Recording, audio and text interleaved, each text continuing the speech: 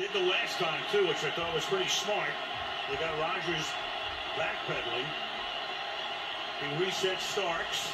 They are going to bring pressure again. Rodgers is going to roll away, throws it up in the air, says a prayer, and Janis does not stop it. Oh, please.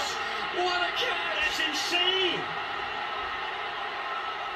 Oh, my, that may be one of the great throws ever made. Moving to his left, falling away, and launching a perfect throw. That's insane. Now go back. Of course, we have to watch this again. Did he have control?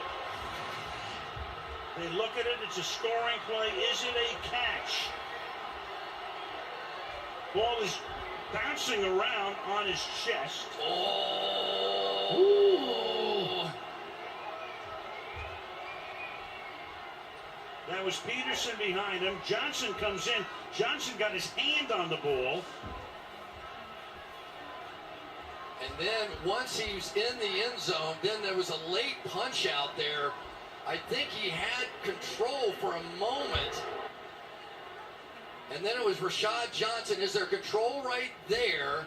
And now Rashad Johnson comes in and punches it out. That's the way I would see that. Look at this throw. Unbelievable.